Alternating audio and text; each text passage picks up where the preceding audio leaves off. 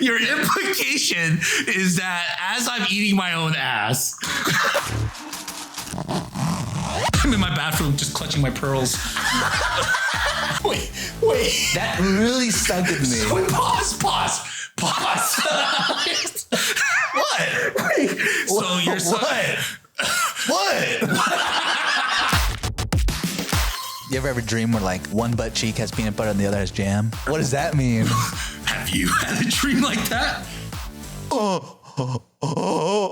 That's how it is. Where I'm like literally like like trying to speak, be like help, but it comes out as like sucking on something wet, and then there's this taste in my mouth. Tomato? What? But yeah, what are you gonna say? No, let's get this started. What are you gonna say to me, dude? Dude, let's get this started. Let's get it started. Hey, let's get started. Let's get started. Hello, everybody, and welcome to the third episode of Gobbledygucks. They said we couldn't do it. They said we couldn't hit 3.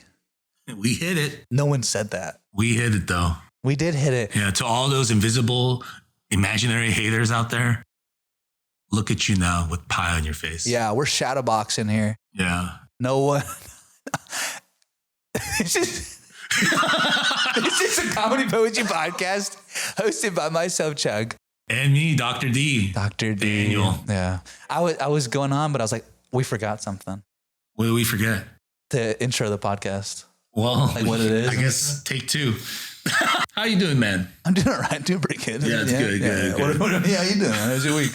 How's your week? Tell us your day to day. Tell us exactly what you do every single day during the week. I'm doing well. I'm just living the grind. I'm living the dream. Yeah. But how should we get this pod started? Well, did you say dream? You're living the dream? I'm living the dream. That's so funny because today on this podcast, we're going to be delving into the dream world. Whoa. The unconscious. Whoa. Yeah. We're going to be talking a lot about what's going on the inside. Mm-hmm. Yeah. When you're sleeping. Yeah. What's going on? Maybe this will be like an ASMR episode for them. Yeah. A little bit more quiet. Maybe this is a sleepy time episode. Yeah, this is a little bit less energy than I expected with the pod. Yeah, low and cool. We're a couple of cool cats bringing some dream talk to you. Just flow. Just flow. I feel like we're stuck in a loop. Yeah. How do we break out of this? We're going to break out of this by going to our first segment. Okay. Yeah. Our first segment. What is that? Wow. Okay. We're not doing any retakes. The first segment is editorial corrections. Oh, yes. Yeah. So we have to issue some revisions. My mother is a big fan of this podcast. Shout out, Mama Chug. Love you, Mama Chug. But on the last episode, I mentioned some dates, some years, and they were wrong. I talked about the ages I was in Arizona. I think I said 5 to 10. It was actually more like 6 to 9, 69. But I was like, it was only 3 years that I was in Arizona.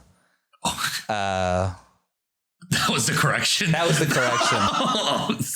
But she was like, yo, dude, people are going to call you up on this and they're going to expose you as a liar if you don't get it right. Dang. Yeah. Well, so thank you, Mom. Yeah. Thank you, Mama Chuck. Revision has been issued. Yeah. I also want to make... Yeah. I also have a correction I want to make. Uh-huh. I'm not 3 times your size. I know that in the videos. Oh, yeah. Yeah. In the first episode particularly, it looks like I'm like this humongous freak. Yeah. Yeah. We're using a really wide angle lens, and Dr. D has a tendency to move forward to the mic. When I move backward. Well, can we give an example for those who are watching? So in the first episode, I was like always on the table, and I look like I'm like Andre the Giant. Yeah. That size compared to you. I'm actually not. We're like pretty similar sizes. Yeah. Yeah. That was really bothering you, huh? It wasn't bothering me. Maybe inside. I also have one more correction. Okay. Yeah. Some people have asked me if like I'm like really jaded from the last 2 pods from like life. No, man, I'm having a great time. I'm just living my, you know what I mean? I'm so happy. Dude, you convinced me. You got me. I believe you. Dude, like, you know what I mean? Like, yes, could things be like different? And do I think about variations at times? I mean, who doesn't? You know what? But life's pretty dope for the most part. That's awesome to hear, man. Yeah, dude. Dr. D's a happy guy. Yeah. So I guess, well, I think that's it. Yeah. For the revisions. Yeah. Wow, what a speed bump. What a successful. That was so successful. Yeah, that was really good. Yeah. If you spot a mistake that we make, we challenge you. Find it, and if it's valid, we'll correct it. Yeah. If it's not valid, we will roast you. Poke holes in us, please. Viewers, please pick apart everything we're doing wrong and let us know. We would love it. Yeah. Yeah. So editorial corrections, challenge given. With that successful segment finished, we're going to move into our next new segment, Dr. D's movie rec. Oh my gosh, yes. I really wanted to give a movie recommendation that I feel like everyone needs to see. It's a classic film.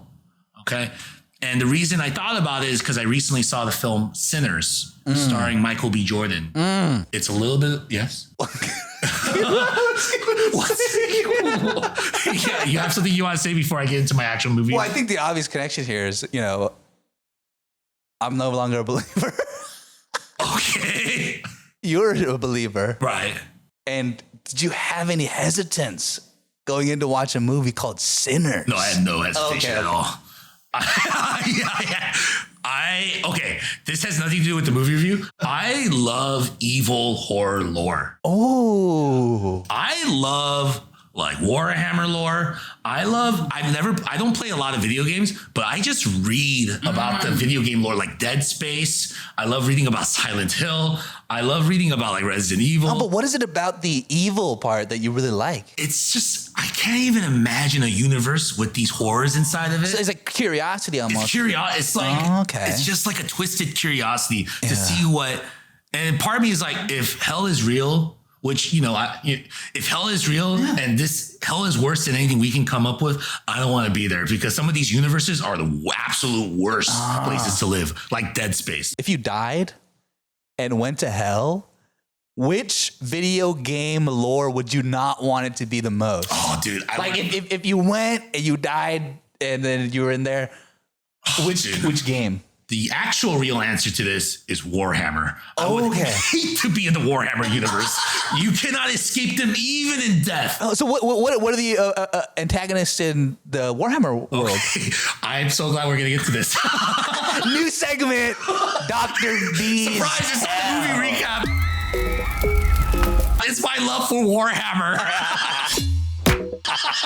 I've never played the game. If you have never played this, if you don't know what Warhammer is a tabletop war game, but it's a sci-fi version of a fantasy world that twisted basically J.R.R. Tolkien's like universe into its own like horrific universe. Oh, okay. Anyone who knows Warhammer knows you do not want to be in this universe. Okay. Because but what would I see if I died right now, went to hell, and what would I see? Basically the catchphrase for Warhammer is hell is real. There is no heaven and there is no escape. Whoa. Yeah.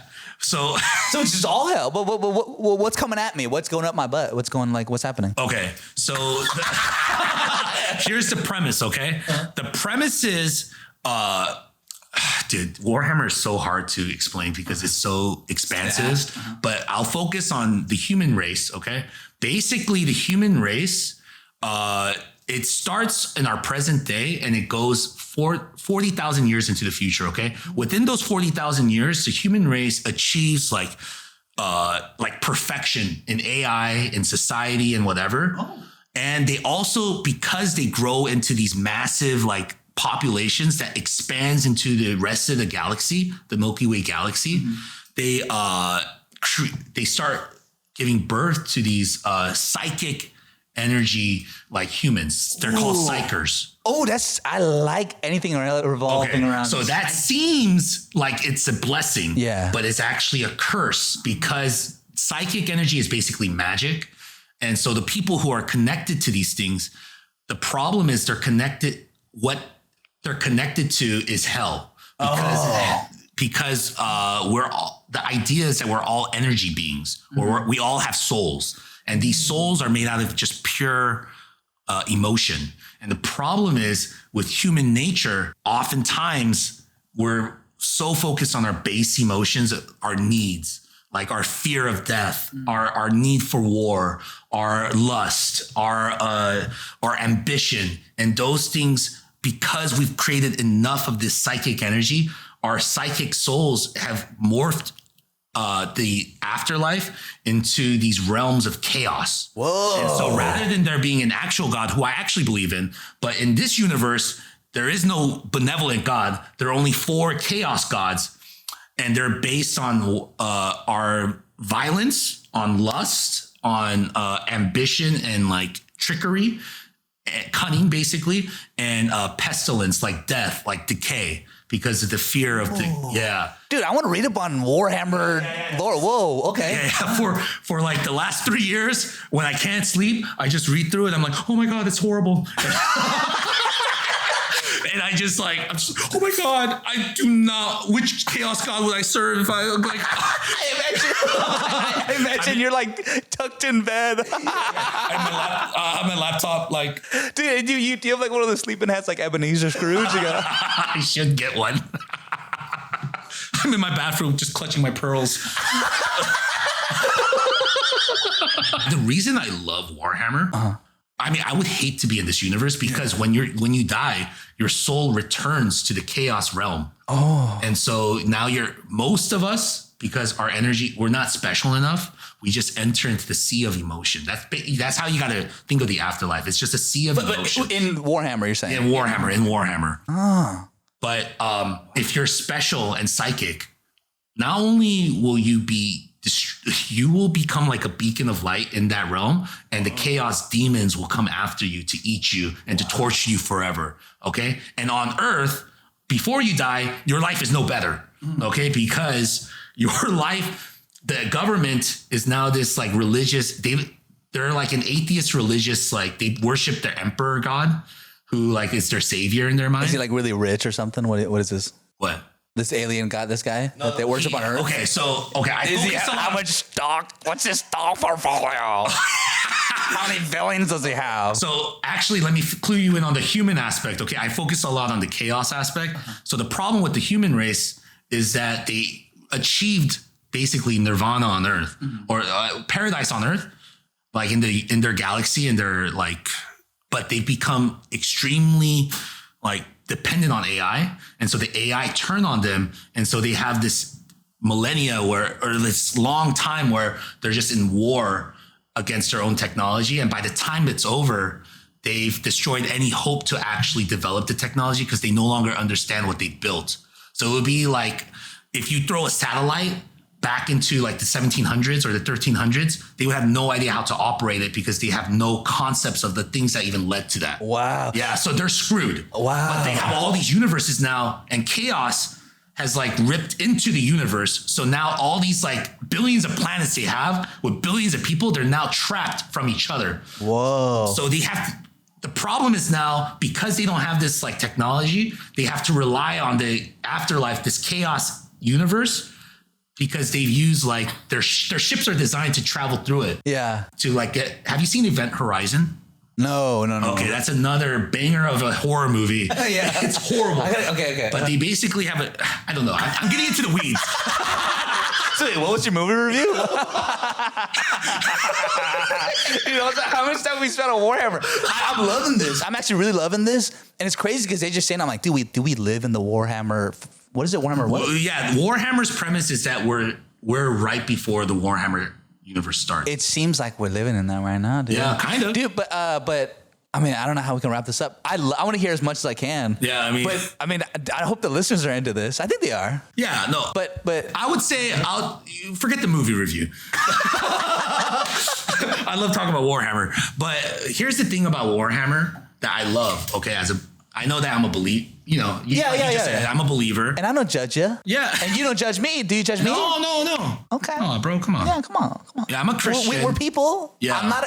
You're a Christian. I'm not a Christian. Yeah. We're just people trying to love each other, okay? We're just trying to connect and spread peace and love. Yeah. But the reason I love Warhammer is because I think it's at the core, there's a truth to it, which is that, you know, human nature, when we are left without accountability, without any sort of like guidance, and we are just allowed to be as indulgent into our baser instincts as possible, we are our own greatest enemies. Because in this universe, chaos is, they're at war with chaos, but the chaos demons or gods or whatever is really just a product of our own emotions that we left untapped.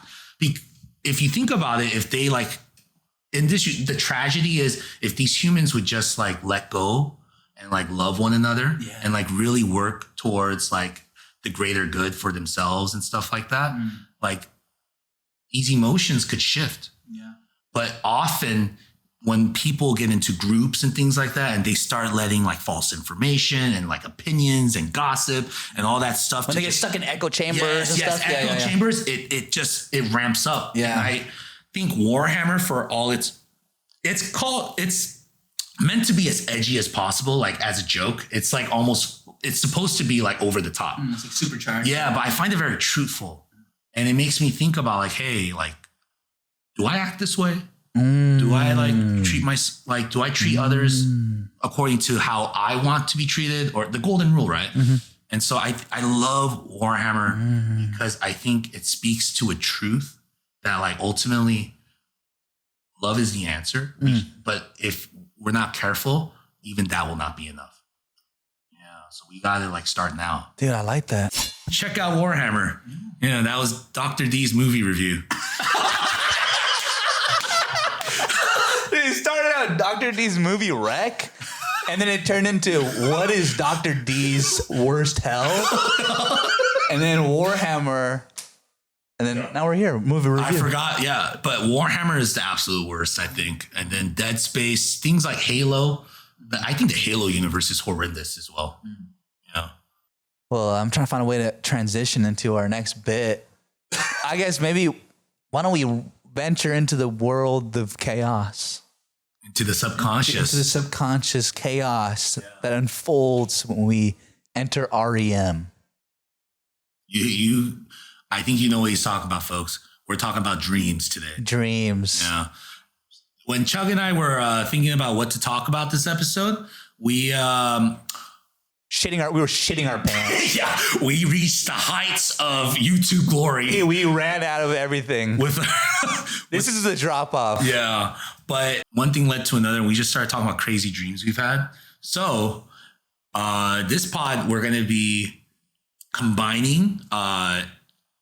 We usually have two segments. We're going to combine both segments into one, where we're going to write a poem based on each other's dreams. We're going to be ghost writing dreams for the other. Yeah. So we'll be describing some dreams that we've written down, because I couldn't tell you a dream I had in the last year, but I have some from like 2019 when I was in college that I wrote because they were so crazy as soon as I woke up. Yeah. But we're going to be describing a base dream that we've had, and then maybe we'll also include a favored dream we've had.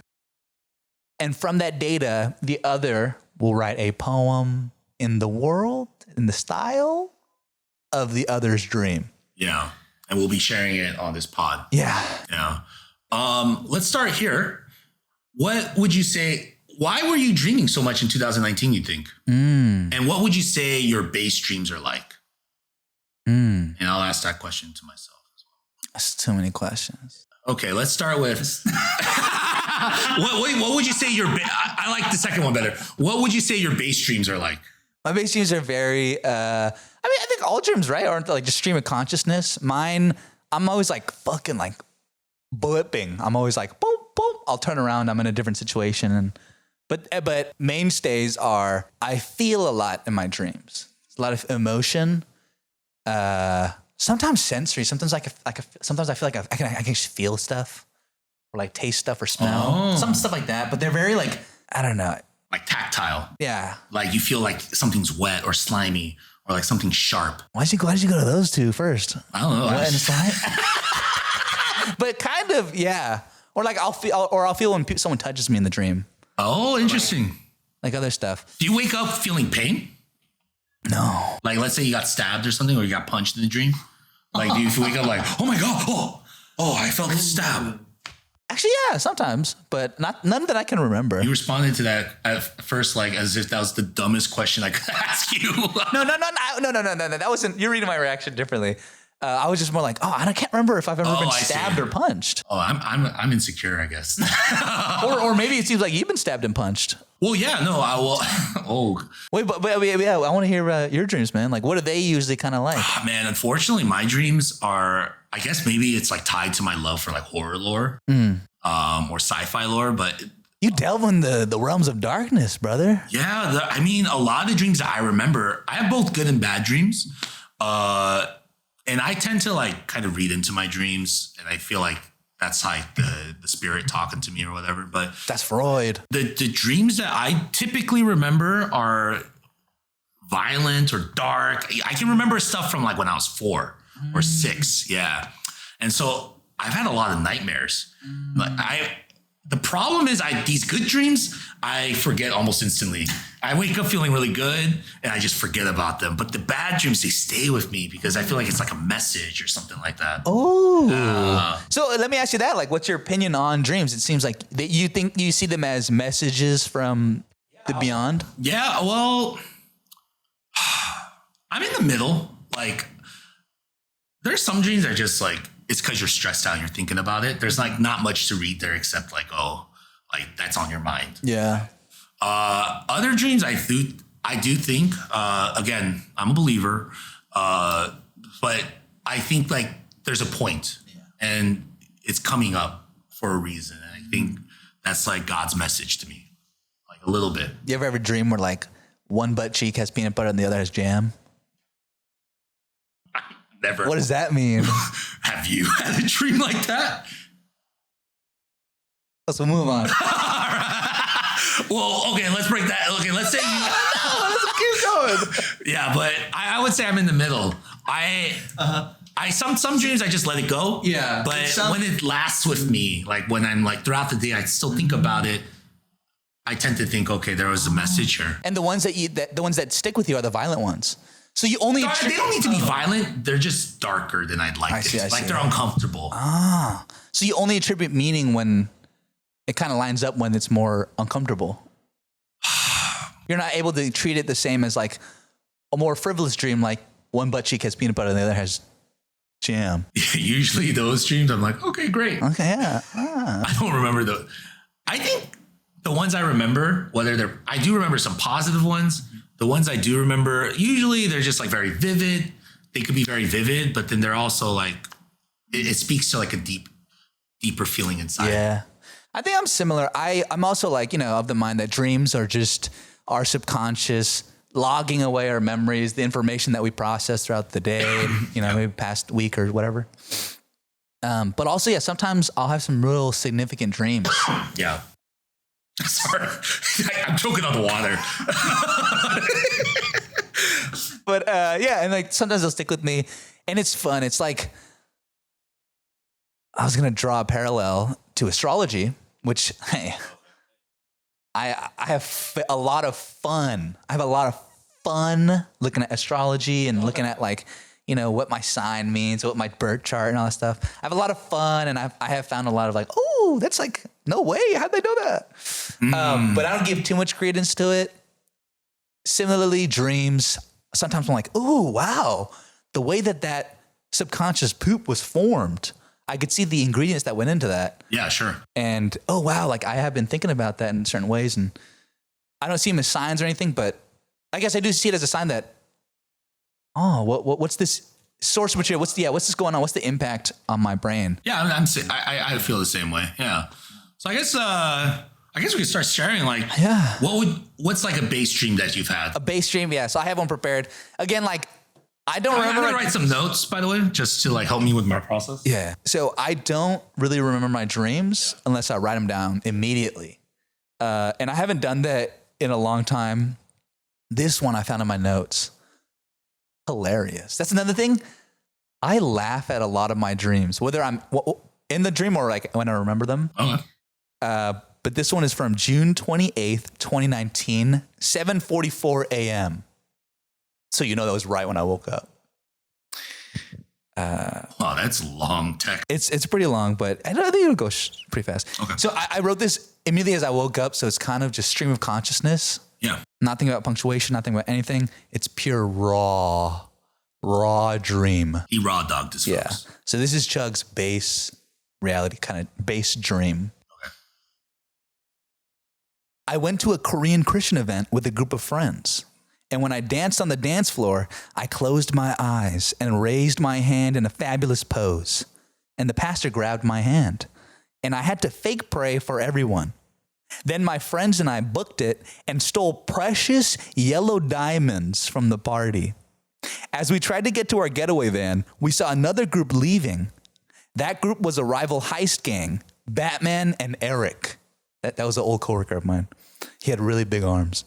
I love him. Batman and Eric were part of this gang. Yeah, Eric is now a firefighter. Shout out to Eric. Thank you for protecting us. Yeah. That group was a rival heist gang, Batman and Eric, and they beat the fuck out of us. My legs were covered in cuts and bruises, but with some smooth talking, we were able to keep 11 diamonds. Okay? Priced at $500,000 each. We were fucking made. This fucking diamond money. As we were driving away, I made a joke that the yellow diamonds looked like kogoma, a Korean sweet potato. And turns out it fucking was. Then we threw all of the kogoma out the window as we were driving 95 miles per hour on the freeway. New sentence. A konichiwa drone discovered us. What? Wait, what? Okay, keep going. So this again, I don't know what this means. A konichiwa drone discovered us, so we had to disappear. We jumped out the car as it exploded and we fell into the ocean. Once we were there, the dwarves helped us escape and stay hidden. All dwarves were voiced by John DiMaggio. This is a prolific voice actor. He voiced Jake the Dog in Adventure Time, Bender in Futurama, Schnitzel in Chowder. John DiMaggio? Yeah, John DiMaggio. Yeah. Did you say Joe or John? I said John. Joe is a baseball player. Yeah, okay. I was going to say, okay. Yeah, so this is John DiMaggio. Look him up.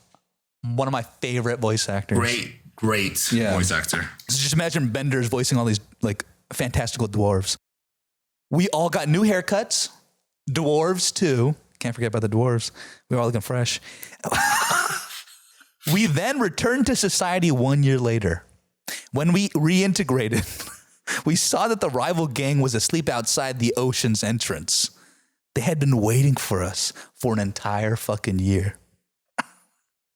I choked up a little bit. It's really getting to me. Remember, this is Batman and my old coworker, Eric. But they did not recognize us because of our haircuts. One of our heist group members was faced with going to Asia for a career option or go marry a guy she really liked and start a new family. So you can see it's really I'm jumping, you know. But that's a normal base dream of yours. Yeah. If I can remember, if I have enough sleep during the night, they'll usually kind of turn out like this. What were you completely lucid when you were writing this? By the way, as lucid as it can be when you wake up. Yeah. Okay, so you're like kind of half asleep. Yeah, and then maybe it's a misrepresentation to say this is a base dream. I mean, most nights I don't even remember. I'll sleep so late that I don't even like remember the dream. But if I remember them, they're like this. This was straight from sleep to being awake. You didn't edit this beforehand? No, this is straight. I wrote it at 7:44 a.m., June 28th, 2019, and I never touched it. Okay. So you went to a Korean Christian event where you killed it on the dance floor. Yeah. Then you were forced by the pastor to like lay hands on people and pretend to pray for them. I didn't want to. Yeah. And then you decided to book it by grabbing the yellow diamonds that for some reason they have at this Korean event. And then you priced at $500,000 each. $500,000, right? Yeah. And then you had enough to have over 11 of these. Yeah. And then you fought Batman and Eric, the firefighter. Yeah. And you lost these diamonds, got only 11. They turned out to not even be diamonds. Yeah. They were sweet potatoes, koguma. And then you were driving at 95 miles per hour. And then you started battling a konichiwa drone. Yeah. Yeah. And then you fell into the ocean where dwarves saved you. And they were voiced by John DiMaggio. Yeah, John DiMaggio dwarves. You guys got haircuts after, including the dwarves. Because obviously so fresh. The dwarves need to get haircuts. Yeah, we all need to look fresh, dude. And then you return home only to discover Batman and Eric were waiting for you. Yeah. Wow. A whole year. So we're seeing like I'm jumping not just place, but time. Wow. And it's an adventure. This is kind of an adventure. It starts in it's not, how real could this be? A Korean Christian event with a dance floor? Yeah. Also, I don't know why I was thinking about that, because I had already been gone from the church for over 4 years at that. Well, I mean, sorry, Mom, I'm bad with time and dates and numbers. Yeah, we'll include that in the next editorial correction. Yeah, but I had long since left the church. Sure. And they still showed up in my dream. So I must have encountered something. No, for sure. You may have, maybe it was a wedding. Maybe it was like something that kind of upset you. I don't know. Yeah. I don't know.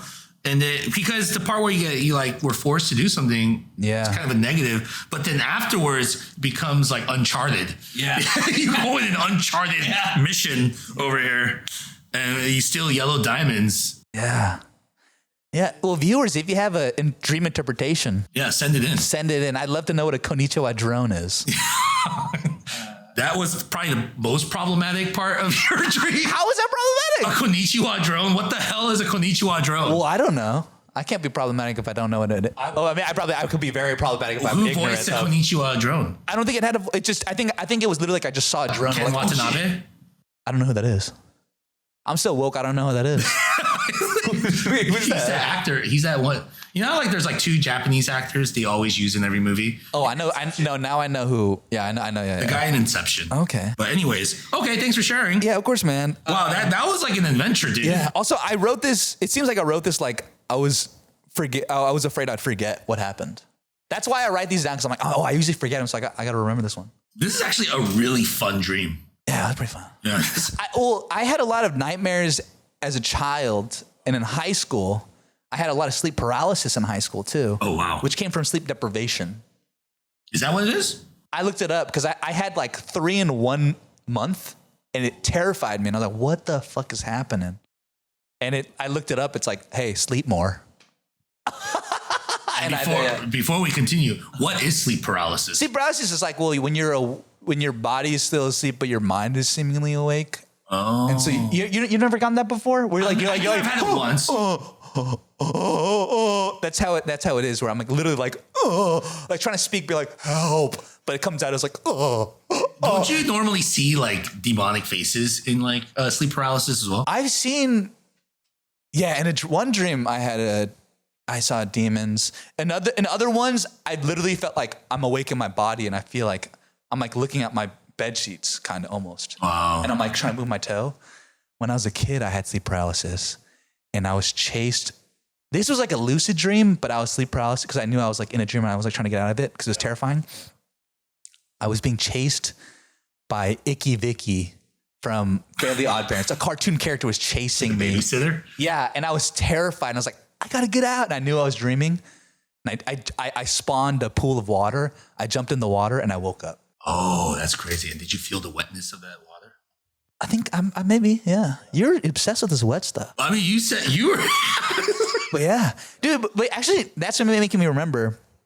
And let's try to stay on track here, folks. I deviate a lot. Yeah, sure. But I'd have a lot of dreams as a kid where I become aware that they're dreams. It was like lucid dreams. And they'd be kind of scary. And I'd be like, Icky Vicky might have been the first one. I was like, I just need to jump into water. So I'd have series of dreams when I was younger where I would try to find water, and I'd jump in the water and I'd wake up. Wow. Like a portal. But that probably stopped around junior high. Mm. But yeah, but now I usually have very happy dreams. I can't remember the last time I had a nightmare. Wow. Or like yeah. I'm excited to hear so that was the base dream. That was not one of your fonder dreams. Yeah. I mean, well, that was a pretty fun one, but. Yeah, I'm pretty fond of this one too. That was pretty cool. Yeah. But I do have, do you want to go first? Or should we switch off? Yeah, I can go. Yeah. So that was my kind of, what a normal dream might seem like for Chug, one that I remember. Yeah. And now let's hear Dr. D's. If I were to go to sleep and I was Dr. D. Oh, man. too much setup. Okay, go. Yeah. Okay. So for the purposes of this pod, since I can remember dreams when I was 4, but they're like very dark. Like I said, they're like kind of dark. Yeah. Like my very first dream that I can remember, there were 2. One was I just seen Pinocchio, the cartoon. Oh, that'll do it to you. Yeah. But I was at my preschool and I remember when I was 4, I had a dream where at my preschool, at Van Ness Elementary or Van Ness Nursery, there was Get it right, my mom's gonna know. Yeah, Van Ness Nursery. Fact check me. But Pinocchio and Jiminy Cricket, these gigantic versions of them, they came to the school, but inside I was watching from another room, like an attic, because I knew they were imposters and they were there for something devious. So they were like pipering these kids. I was just watching them. Dude, that's terrifying. That's the dream? Yeah, that was a dream. Dude, that's scary. Yeah. And then another dream I had, like at 6, I think I had accidentally seen Star Trek, where there was like an episode where they got abducted by like these aliens. I remember I got abducted by these bald, like kind of goblin-looking aliens, and I was being electrocuted, and I couldn't speak. Whoa! And I was like just like getting tortured by these aliens, and I woke up. Whoa! Yeah, so those are like that's like the baseline. Yeah. Wow. Yeah. Wait, that's wow. From like when I was 6 or 5. Wait, not to interrupt you, but I also had a dream with aliens when I was a kid. Oh, whoa! Well, this may be the first nightmare I can remember. Oh, right. Around 4 or 5. They were the aliens from Jimmy Neutron. That Jimmy Neutron movie. It's like they're just like boogers in like almost like a globe or like an igloo, like a glass ball. I vaguely remember these aliens. Yeah, but they had trapped my whole family in quicksand. They were dying, and these Jimmy Neutron aliens. Family members were dying. Yeah, and these Jimmy Neutron aliens were like. And I was so scared. Yeah. That's probably the first nightmare I've ever had. Wow. But wow. Yeah, wow. We got to put restrictions on what we show children, dude. Dude, I mean, maybe. Yeah. You know? But so that was when you were a kid. Yeah. What about now? Or like, what about as an adult? I don't want to get too sad here, but so there's like loss. I have a lot of dreams where my parents die, or like, not to get too like into my personal life, but like I dream about my exes sometimes, like past relationships where I mean recently it's been a lot of like asking for forgiveness actually. Wow. Yeah. So that might be a little insight. But so it's like when I get those kind of dreams lately, it affects me through the day. And that's what I'm talking about, where I think where I think God is trying to lead me, where I think about things I wish I had done differently, or the person I wish I had been when I was with those people, when I was with my ex, or your wet regret. Yeah, the regret. And it makes me think about, okay, well, this is where I'm at. So how can I improve myself? And how can I honor the relationship I was in and move forward and like heal? And like and so it makes me contemplate a lot and reflect a lot, Yeah, it's like it kind of points you towards the direction of what you need to work on. Yeah. So it's like things that are on my mind. And I do think like, okay, I think this dream is important, not because it's like a prophetic, like I'm going to be single for the rest of my life. It's like hey, this is something that's really on your heart, and I want you to heal, and I want you to really accept and embrace this part of you because you're a human being. Mm-hmm. Yeah. So those have been my dreams, but I also have other dreams where like I was a Ghostbuster. Oh, I want to hear about that one. What was that like? Huh? Well, dude, I was doing really well and I had all the proton packs ready. Oh, and shit. Then as I was going, it turned out my proton pack turned into like a cardboard box, dude. Oh. And I couldn't get it to work. You couldn't fucking bust it. My freaking proton pack got busted, bro. Dang. Yeah, so I have like dreams like where things don't go my way. Yeah. And I have to like finagle my way and like I have to... But I'm always battling something, dude. Oh. Yeah, so those are like base dreams of mine. Wow. Oh, we can cut this part out if you don't want it. But like in those dreams, addressing like when you were talking about things you wish you've done better, regrets and all that. Sure. Does it gear you towards a lot of self-work, or is there stuff that's like maybe you want to like get closure with those people? Or is it all, again, we could drop this because I mean, I don't know where I'm going with this, but I just want to, I'm very curious. That's a great question. I think both. It does a lot of self-work because, again, I'm not jaded, folks. I'm like, I think the older I'm getting, I'm not old, but there's more experiences and there's more regrets. I think that's the cost of living, okay? Anyone who pretends they don't have regrets, I'm fairly certain they're not really looking into themselves. They're lying. Yeah, I wouldn't go so far. I think there's a lack of self-awareness. Oh yeah. But I think to answer the first part of that, it makes me think I'm going to, the next time I do connect with someone, I'm going to appreciate that person for who she is, right? Like I'm going to appreciate the wonderful things that we connect on and the things that we disagree on, or the things that her weaknesses and things like that. And your weaknesses. Yeah, and my weaknesses as well, right? Like the things that I need to work on. I'm going to embrace those things. And I'm going to, now that I'm aware that I can get frustrated or I can be like impatient, I'm going to prepare myself to be a more understanding partner a more supportive partner. Like a lot of those dreams drive me towards that. Initially, it made me really sad and like it just made me like, oh my God, like I'm a freaking loser, blah, blah. But it's like, as I've gotten used to it, because I've gotten used to these dreams too, it's made me like, okay. So they're like, they're recurring. Are they sequels of the previous ones? Are they connected? No, they're not. They're never, it's like repeats. Oh, I see. There's different scenes, but repeats of the same theme. So I've gotten kind of used to it, right? Yeah. And then the second part, it leads me to want to get closure with like one, like my first, because she was awesome, right? I guess we could keep this in pod. Yeah. No, she's an awesome person. And I kind of want closure there. Like, I think I did her a little dirty the way that I was immature the way I ended it. You were a lot younger, right? You were like... No, not even. This was like the last like 2 years.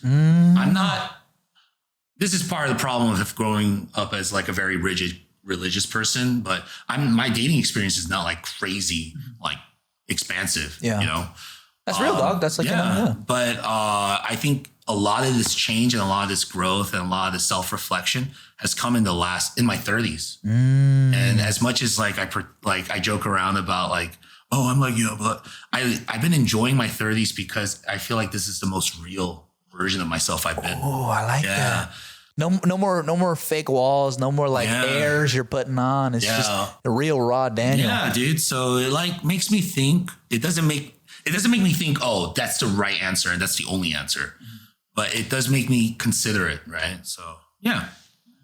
Hopefully that answered the questions, dude. No, I don't even know what the question was, but I like where you went. I really like that. Dude. Oh, okay. So those are my base dreams. Yeah, we've set the stage for what our dreams kind of like. Yeah. Wait, what are kind of like? Yeah. And now let's get a little taste of what a favorite dream is. Yeah. Okay. Yeah. So I'll go, but I feel like we're giving a lot of preface this episode. Please let us know if we're doing too much with the talking. But I know we made it apparent that my mother listens to this podcast. I would be lying if I said that didn't make me want to dampen my expression or, not include certain things because, hey, my mommy's watching. But I'm going to speak my truth. Can I have, I'm going to give myself permission to speak my truth. Yeah. Okay. I support that you give yourself permission to speak your truth. Thank you. Yeah. Unfiltered Chug. One of my, this might be my favorite. Do you want me to write notes on this, or you don't want me to? You will remember this without any note taking. Okay. I'm speaking my truth, mother. I don't think she ever told you not to. No, she didn't. Yeah. She's very supportive. I love you, Mom. Yeah. And let's try to forget my mom right now. Yeah. Let's remove the. My favorite dream I've ever had. One of them. I've had many. Sucking on something wet. I'm sucking on a glorious nipple. Okay. I did not expect that. And it's kind of it's sexual in nature, right? And then there's this taste in my mouth. Tomato? What? Basil? Is that what kind of herb is that? Marinara sauce. I open my dream eyes. I'm sucking on some garlic bread. And before I get a bite, I wake up. Dude, that stuck with me, dude. Wait. That really stuck with me. Wait, pause. What? Wait. So you're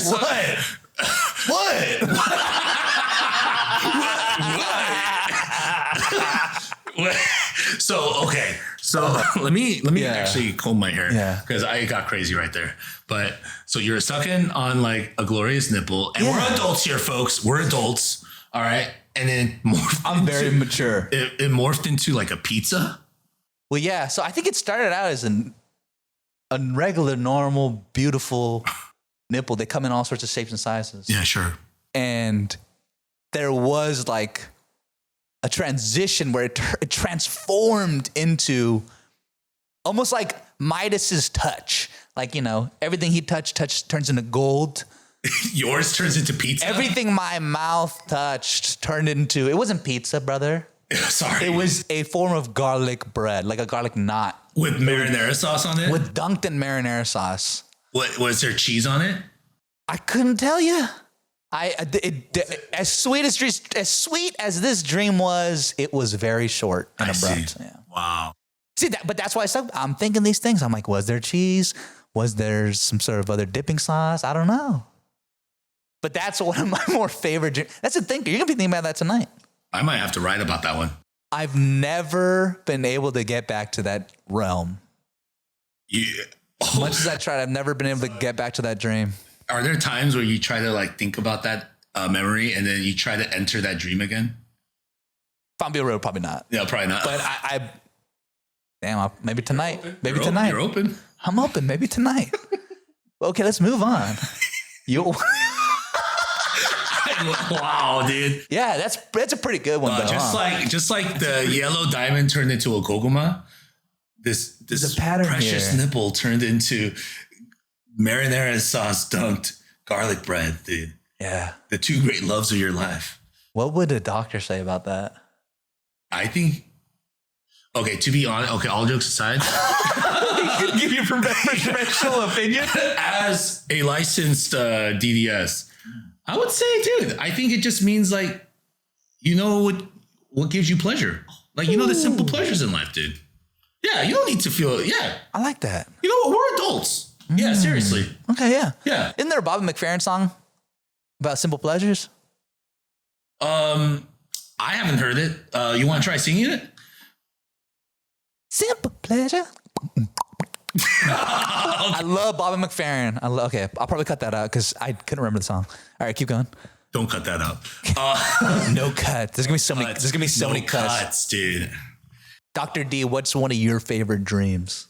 Because it seems like there's so much violence in yours. So yeah, I was thinking hard on like the good, because the good ones I don't write down or I don't remember, and so much is like me working through my personal life. But I did remember one, and I think it's also very similar in the vein of like garlic. What's going nipple? on? The garlic bread nipples. Yeah. How'd you know that? That's what I was going to share. It was your nipple. Oh no!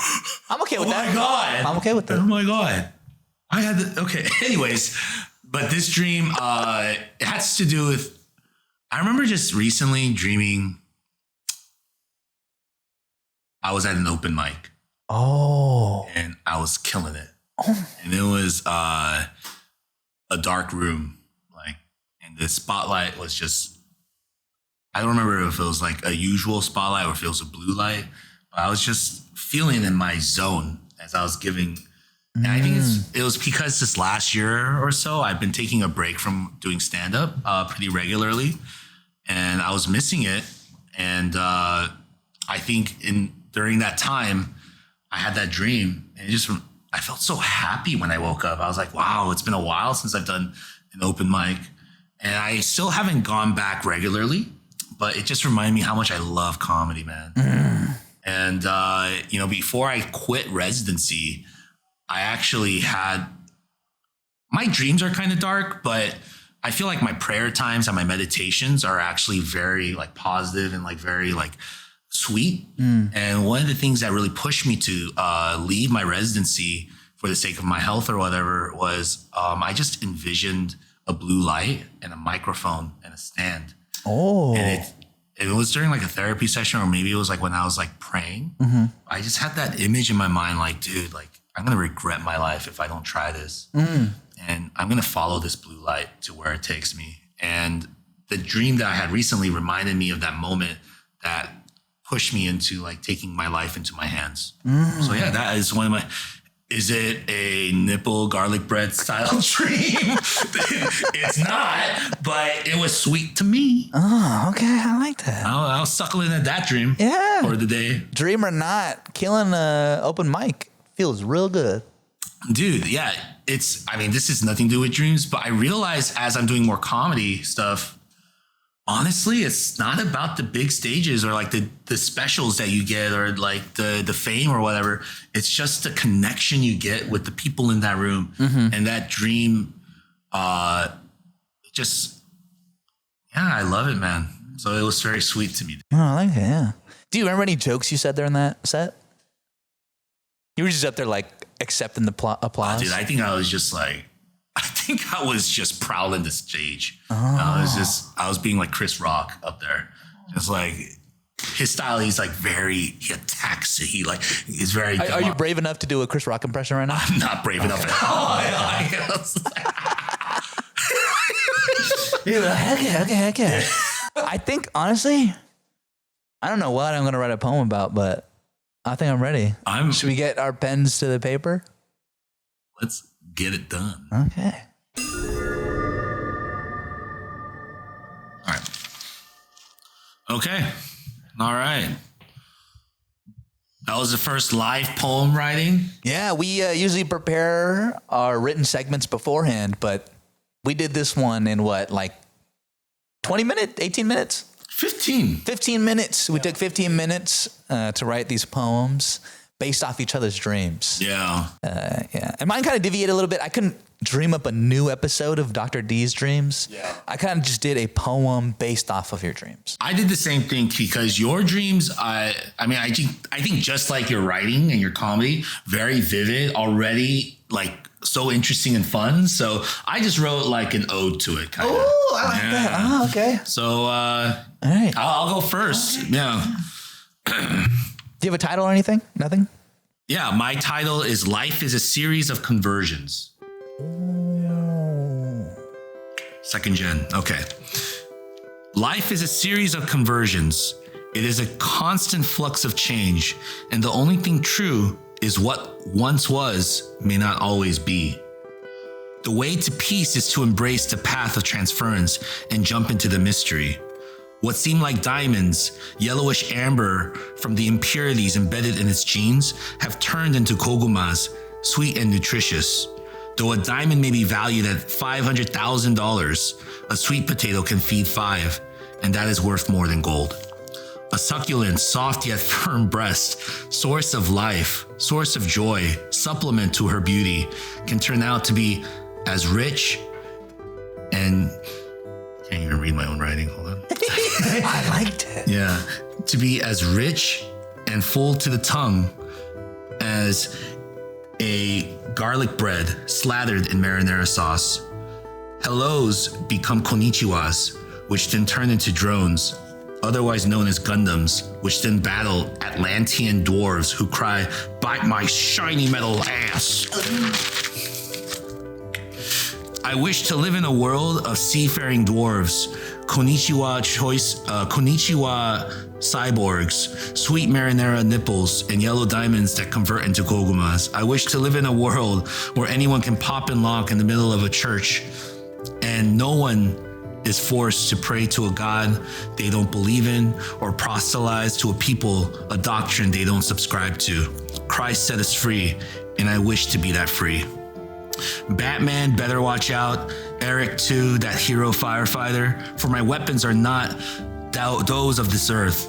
Mine are these words which capture all the love and kindness and connection we were meant to share as lovers would share, whether kissing a zesty nipple or presenting yellow diamonds or getting fresh cuts, the dwarves too.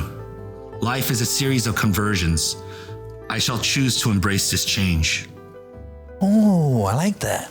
Yeah. Oh. You had great imagery in your dreams. So thank you. That made it the imagination flowed. Dude, I really like that. And I appreciate the nipple motif. Seems like you really like that nipple. Well, it was your fondest memory. I wanted to give tribute to the fondest memory you had. No, I really appreciate it. But it's not lost on me. The title, Conversion.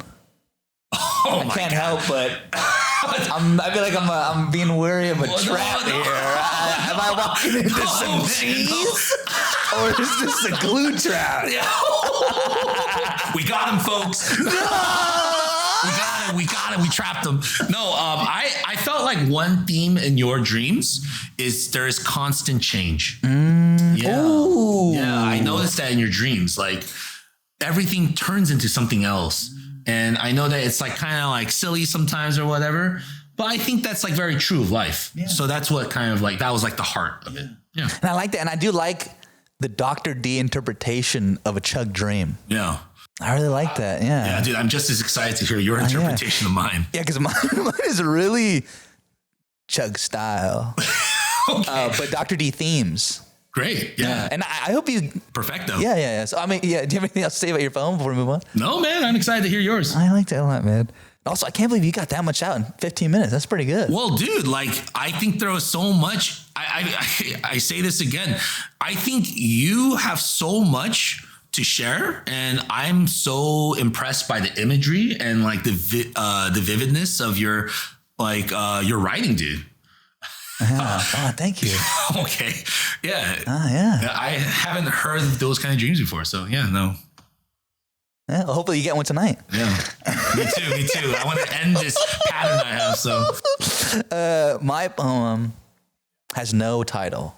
I thought you told me there was a title. No, I asked you if you had one. Oh, okay. But yeah, I didn't have a title. Okay, that's breaking from tradition. Okay, yeah, I don't think it needs one. Yeah, okay. I think we can just jump right into it. Jiminy Cricket. Pinocchio's nose is the carrot stick. My first love's trapped in an hourglass, and I can't get in front of it. Whoa. Peanut butter on the left, jelly on the right. My ass is a regret-soaked sandwich. Father, gift me the flexibility to meet mouth to bum. These cheeks that haunt eclipse the sun. No claps from cheeks, I need claps from hands. Shine bright blue light, deliver me to the promised land. Oh, that was sick. That last line was sick. Yeah. You know what I like about this? It was a lot shorter, man. You know what I like about this? Half of it had nothing to do with my dreams. What are you talking about? You were the one who came up with the bumps with jelly, bumps with peanut butter, dude. If I could peel the layer back right now, Dr. D confided in me before we started recording. Okay. That you had a dream. You said that you had like a. Hey, I've had sex dreams too. We're adults. So this is So it's okay, man. You had peanut butter on the left cheek and you had jelly on the right. It's okay. Oh, I see. I see. Yeah, no, for sure. You know what? My dark dreams, that's the peanut butter on the right. Yeah. And on the left, are all the fun dreams. Yeah, so. I see. So you used things that were off the record for your poem. Yeah. All right, whatever. No, I'm joking. I couldn't, after I wrote My First Love's Trapped in an Hourglass and I Can't Get in Front of It. That was a really good line. Yeah, because before I get into what I was going to say, I felt from what you were saying, I felt a lot of regret, right? Mm-hmm. You addressed that. And I also felt a weight. I felt a weight that seemed like it was crushing. And I think when I got to here, I was like, oh, how do I leap out of this? And I couldn't stop thinking about that peanut butter and the jelly thing. Yeah, sure. So I included it. But it's regret soaked and asking for a gift to, without removing some ribs, being able to like eat your own ass. That's like, like eating that regret, digesting it. Because another thing I got from you was like, it felt like maybe these things are haunting you because you haven't fully digested them. For sure. Right? Yeah, sure. You haven't fully absorbed the nutrients. Poop. People laugh at poop. You're laughing at pooping. Pooping is a beautiful process where it takes what you have consumed. You take all the nutrients, everything that services you, all the bad things to you, divide it up, and then you get a brick. And then you get a brick that is brown. That is evidence that you have eaten what you've eaten. You've fully processed it. Yeah, and so you eaten your own ass. So the brick that I formed. so I formed this brick of regret, and your desire is that I am able to I'm sure it's like to sexually please myself. It's to eat. I mean, why else am I eating my own ass? Well, you're not eating the brick. You're not eating the shit. You're eating the ass. Right, and what? But your implication is that as I'm eating my own ass, my poo of regret, it comes out of it touches my lips. Yeah. And goes back inside me. Well, no, after you eat it, then you digest it, whatever, Well, because what's on your ass? The peanut butter and the jelly. The peanut butter has grains of all that regret, right? Okay. And it's all mixing together, but you got to eat that. Okay. That's the forbidden sandwich. It seems like you've relegated this sandwich. You use forbidden buns. You use forbidden buns, and you kept those memories of all that stuff on the forbidden bun, the thing that should never be eaten in your eyes, right? In your mind. But you got to eat that forbidden sandwich, that forbidden bun sandwich. To move forward. Yeah. Go into those areas. And I often don't feel like I have permission to do that. So it's only been lately in my 30s that I've had permission to eat this forbidden sandwich. Yeah. Eat your own ass. Yeah.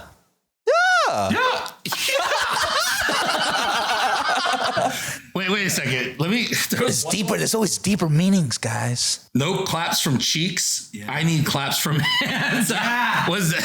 So no claps from cheeks, right? Right. Well, no sex. Okay, yeah, because I'm eating my own ass. Yeah, pleasure yourself. Yeah, pleasure myself. Don't seek pleasure from others, right? The pleasure comes from within. Yes. I'm losing a point now, but yes. Yeah, but okay. The point is, you're saying you were referencing the blue light dream. Yes, I was. Yeah. Where the pleasures of the flesh, right? That you might be hung up on, the claps from cheeks, pale in comparison to the claps from hands. The human connection. The human connection that you mentioned, It's all connecting, right? It's making sense. Right. I found the meaning after I wrote it. Yeah. So you're right. You don't need to clap cheeks, bro. You got to clap hands. You need some real connection, not some fruitless, empty, shallow pleasures of the flesh. Well, I see that.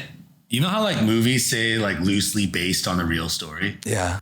I see this was loosely based on my. Talk about it. I know you do. I know you do. You just. But this is your genuine wish for me. Yes. Yeah, that I would move forward and I would find happiness. Yeah. Which again, I find happiness, but there are ghosts of my past that I'm like working through right now. Yeah. And you gotta poo it out. Gotta digest it and then poo it out. Okay. So I guess I'm just hung up on the fact that like, if I'm eating my own ass and I'm simultaneously also pooping out my regret, wouldn't I inevitably be eating my own poo? But I mean, I love the sentiment. I'm just maybe you've got some sort of healing factor. But you wouldn't be. You would finish eating before you poo. The poo has healing factor for me? I think we're really getting lost here. No, it's like when some people we're getting lost. Let's get people poo poo. No, so there are some cultures that'll turn the placenta like after birth. They'll eat the placenta, the father or whatever. Well, I think the mother eats that. I don't know. They pull in the pill form sometimes. I didn't explore it too much. I've just heard through the grapevine. Eat that forbidden sandwich. But but you're saying you want that for your poo? I don't know what's happening right now. But I'm so thankful that. Well, I appreciate, dude. Of course, man. Because this is your your well wishes for me. It is, yeah. I mean, yeah. Like if you get past all the ass eating stuff. No, even that you're like saying like, dude, like the answer is not outside; it's within. Yeah, that's ultimately the heart of what you're saying. Yeah, bro, I appreciate that, man. Yeah, of course. Is that a hug moment? Yeah.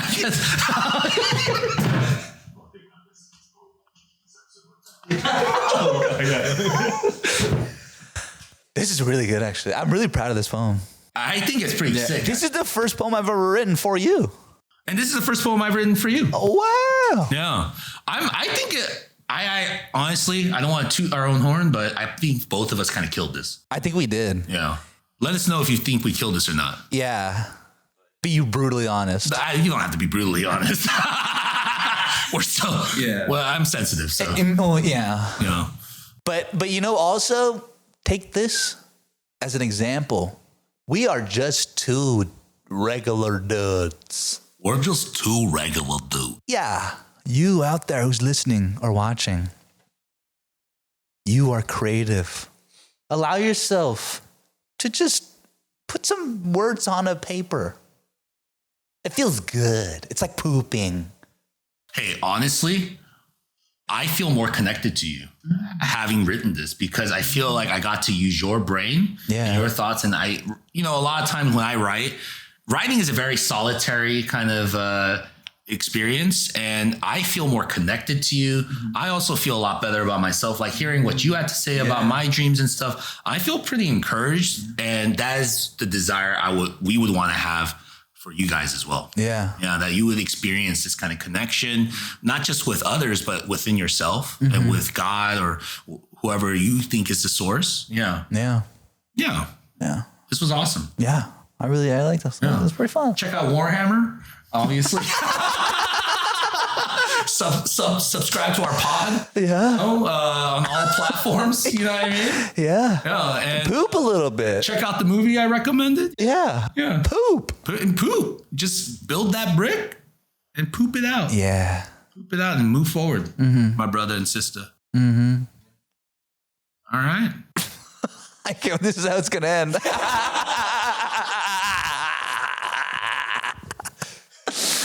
That's pretty good.